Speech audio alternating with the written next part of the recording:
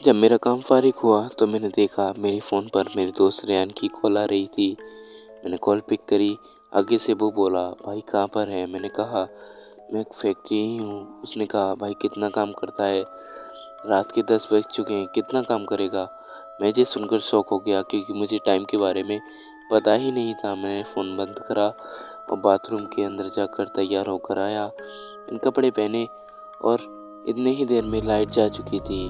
बाहर गया तो मैंने देखा कि आज पूरे दिन बारिश पड़ी थी, जिससे पानी बहुत बढ़ चुका था।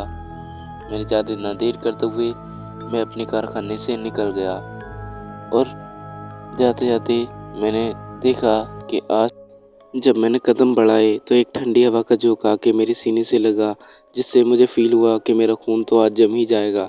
मेरे घर के बीच और मेरी फैक्ट्री के बीच 1 किलोमीटर का फासला था, जिसमें मुझे अपने घर पूरे आधे घंटे में पहुंचना था। मेरे घर के रास्ते एक खेत पड़ता है, जिसे मुझे क्रॉस कर कर जाना पड़ता है, क्योंकि आज वो खेत एक बंजर ज़मीन बन चुकी है। पर फिर भी उसे देखकर अंधेरे में, बाकी अंधेरे में तो और ज़्यादा खौफ आता है। मैं उस खेत के अंदर एंटर करा और मैं चलने लगा। जाते हुए मैंने देखा कि पूरा खेत तो पानी से भर चुका है।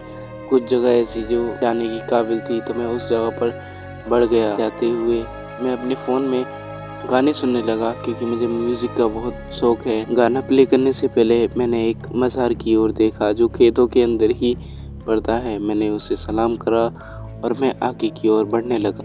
मुझे पता नहीं वो किसका मज़ार है, पर मैं उसे हर रोज़ जब भी मैं उस खेतों के अंदर एंटर करता था, मैं उधर सलाम कर कर ही जाता था। जब भी आता था तो भी सलाम करके आता था। रात बहुत हो चुकी थी और मैं उस वीरान खेतों में अकेला ही था। मैंने स्पीड बढ़ाई और मैं तेज कदम बढ़ाकर उस खेतों से जितनी जितनी मुझसे कोशिश हो सके उतनी ताकत से मैं उस खेतों में से निकलने की कोशिश करने लगा। जाते हुए एक कुत्ते ने दूर से मेरी ओर भौंकना स्टार्ट कर दिया।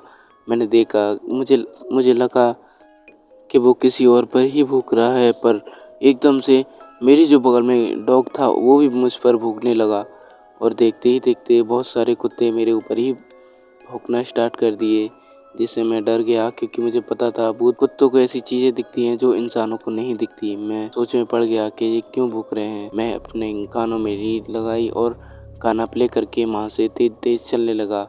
जाते हुए एक कॉर्नर आता है जिस पे मुझे मुड़ना होता है। मैंने उसी कोने पर जाकर मैं वहाँ से कूदा और मैंने साइड में देखा तो एक जो होता है ना काला कपड़ा, उस पर वो एक गोल घेरे में टाइप का होता है और उसके बीच में ना कुछ डॉल टाइप की रखी होती है। ये देख के मैं तो बहुत हैरान हुआ। कोई ऐसे कि कोई बच्चा सो रहा हो, ऐसे कौन रख के जाता है। मैंने उसे गौर से देखा तो एकदम से उसने अपना हाथ को मेरी ओर उठाया। ये देख के तो मेरा समझ लो दिल तो हलक में आ गया। ये देखकर मैं तेजी से वहां से भागा, पर एकदम से मेरे दिल ने कहा कि हो सकता है वो कोई डॉग वगैरह हो, किसी कुत्ते का बच्चा हो। मैंने थोड़ी हिम्मत करी और मैं पीछे जाकर दोबारा देखने लगा कि वो क्या चीज़ है, और मैंने अपनी फ्लैश लाइट उस ओर करी तो मैंने देखा एक ब्लैक और वाइट कलर की डॉल, जिसकी टांग नहीं है और सिर्फ हाथ है और आँख तो ऐसी एकदम लाल, और वो मेरी ही तरफ देखकर स्माइल कर रही थी। ये देखकर तो मैं समझ लो इतनी चिल्लाकर वहाँ से भागा और भागते हुए मैंने कलमा पढ़ना स्टार्ट कर दिया, क्योंकि मुझसे कलमा भी नहीं आता और उस टाइम पर तो बिल्कुल भी नहीं, और जो भी मुझसे आता था मैंने पढ़ना स्टार्ट कर दिया। थोड़ी देर मैं भागता रहा क्योंकि मेरा रास्ता ही ख़त्म नहीं हो रहा था।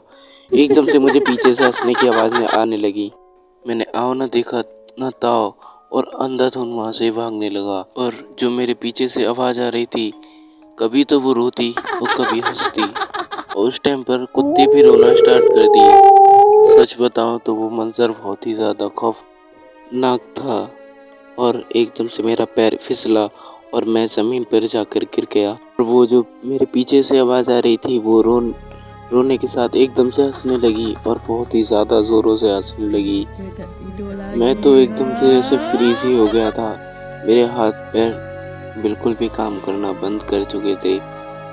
मैंने अल्लाह का नाम लेते लेते कैसे न तैसे करके थोड़े कदम बढ़ाए और मैं वहाँ से उठ के भागने लगा। मैंने खेतों के बाहर जाकर मैंने देखा तो एक आदमी फ़ोन चला रहा था। मैं चाहता था उससे कहना कि भाई देखो मेरे संग ऐसा हुआ है, पर मेरे दिल ने माना कि नहीं, अगर तू इसे किसी को बताएगा तो वो तो ये चूतिया ही समझेगा। मैंने तुरंत अपना फ़ोन खोला और मैंने अपने दोस्त के पास कॉल मिलाई।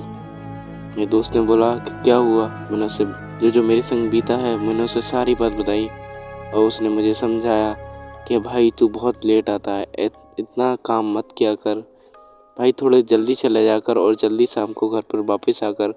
पर मेरी आदत ही ऐसी थी, मैं सुबह एक तो लेट उठता और शाम को बहुत लेट घर पर आता था। पर जो भी हो, उन खेतों में मेरा ये पहला वाक़या नहीं था जो मेरे संग घटा था। इससे ही पहले मेरे संग बहुत सी ऐसी चीज़ें, भूतिया चीज़ें हुई हैं, पर ये जो है वो बहुत ही ज़्यादा खौफनाक था।